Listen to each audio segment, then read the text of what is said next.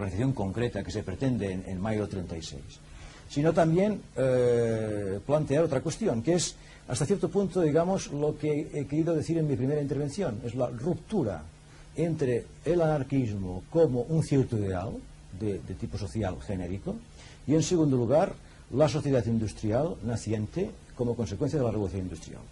Es evidente que en el caso del anarquismo no se da, me parece a mí, y si no, pues en todo caso lo discutimos, que para eso estamos aquí, no se da el tipo de relación que se da en el caso del marxismo entre Marx y la escuela clásica inglesa.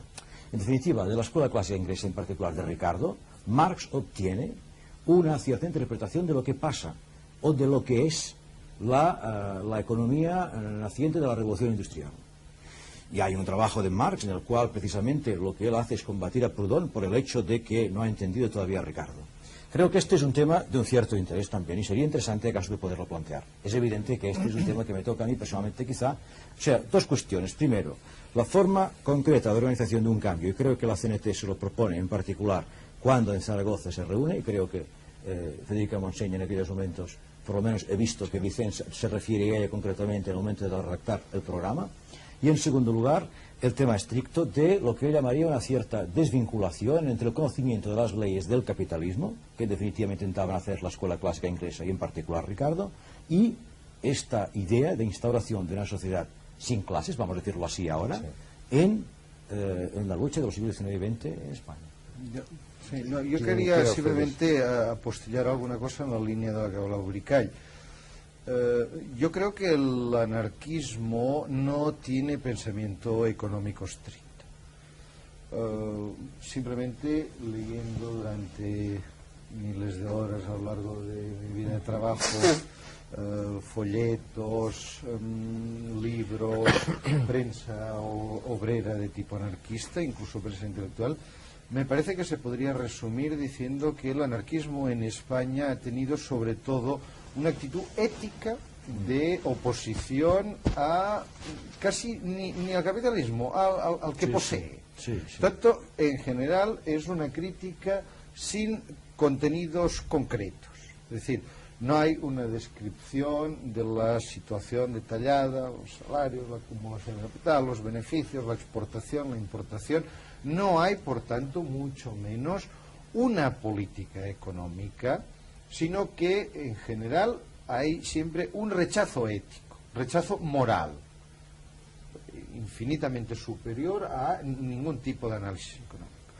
Entonces, por debajo de esta primera idea, hay una visión un poco idealista de la sociedad en el sentido de un cierto retorno a una comunidad de productores libres, con lo cual, quírase o no, acaba conectándose con una idea un poco agraria de la sociedad.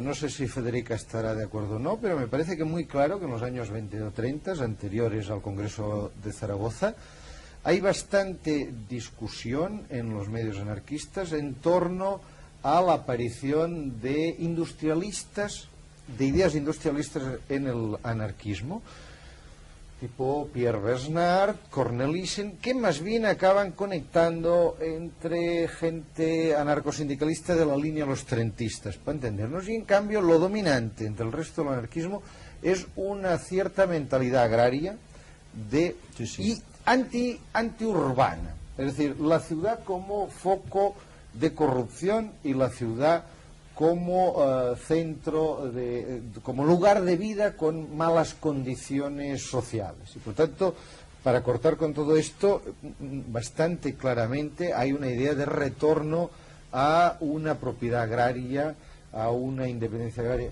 cosa que por otra parte nos conectaría con otra cosa que aquí no ha aparecido, que es el anarquismo agrario, cuya máxima fórmula, si no entiendo mal, es la tierra para el que la trabaja, mucho más que cualquier otra. No, evidentemente, la estratificación de la propiedad, sino un poco la tierra en manos del productor libre, que es una aspiración campesina general que conecta con ambientes, con movimientos como Raros Aires, que tienen un poco de anarquistas. Por lo tanto, yo no quiero impugnar, simplemente introducir la idea de que no hay, en ese sentido no se puede comparar el anarquismo con el marxismo. En el marxismo hay un pensamiento económico, no sé si es hecho escolástico, ¿no? Lo dejo ahí, pero hay un pensamiento de análisis económico. Mientras que en el anarquismo hay una vivencia ética, sobre todo. Yo le pasaría así. No solamente es en relación al tema de rapidez, a mí me da la impresión de que tiempo. esto es evidentemente un punto fundamental, lo que llamaríamos entre comillas el agrarismo. Porque hasta cierto punto me da la impresión de que el esquema que se proyecta por parte de algunos economistas del anarquismo durante los años 30 y durante la década de los 30, ¿no?, responde bastante a esta idea, responde bastante a la idea de la producción de bienes de consumo que en caso de ser insuficientes se intercambian con otros que producen bienes de consumo. Y esto en gran parte corresponde a la estructura de la sociedad de tipo agrario. Doña Cérica, dentro de la limitación de tiempo, pero como hemos de tener otro segundo programa, bueno, pero ¿cuánto tiempo llevamos ya? Yo no lo voy a cortar a usted, o sea, que usted hable y yo le ruego nada más brevedad. No, yo voy a ser breve. Desde luego hace ya mucho tiempo, ya en el seminario sobre anarquismo que hubo en Turín el año 69, apareció esa concepción del anarquismo como movimiento un poco primitivo, a base de pequeñas comunidades e incapaz de hacer frente a los problemas planteados por la revolución industrial. Sobre esto yo tengo que decir, formé parte, en efecto, como dice Bricán, en la ponencia que elaboró el concepto confederal del comunismo libertario del Congreso de Zaragoza. Amalgama y resumen de diferentes textos presentados por sindicatos y cogiendo un poco de cada uno. Por eso casi todas las mociones emanantes de congresos no son una cosa, a mi entender, bien definida y perfecta, porque adolecen de la multiplicidad de conceptos y de estilos. Pero en fin, allí hay ya una tentativa de definir nuestro concepto del comunismo libertario. Yo soy de los que creo que la sociedad, tal como la han configurado los últimos años de expansión del capitalismo, nosotros, en general, todos los seres humanos, hemos de modificarla.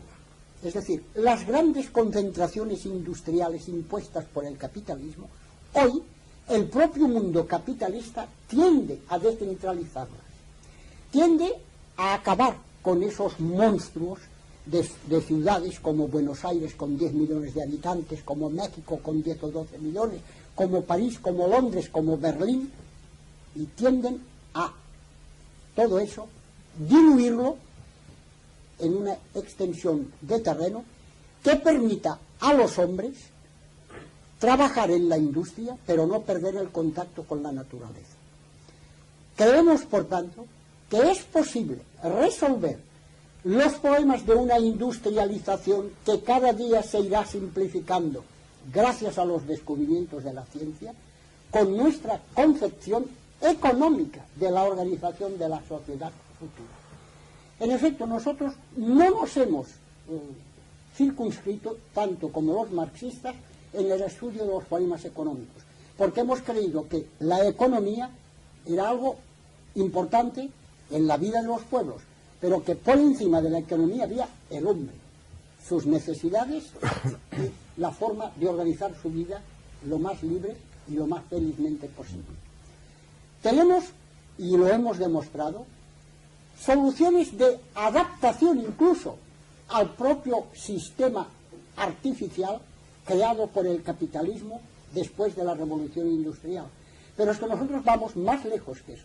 Creemos, y con nosotros lo creen hoy los ecologistas y muchos movimientos universales, que es posible acabar con las concentraciones industriales, con las ciudades monstruosas que son fuente de polución y con la organización de una sociedad que no será ni industrial ni agraria, pero que procurará armonizar la salud y la libertad de los hombres dentro de un sistema armonioso que todo eso procure fraccionarlo por una parte, unificarlo por la otra y organizar la economía sobre bases humanas, no basada como está ahí, sobre el simple principio del provecho y el simple principio de la explotación del obrero para el enriquecimiento de una clase.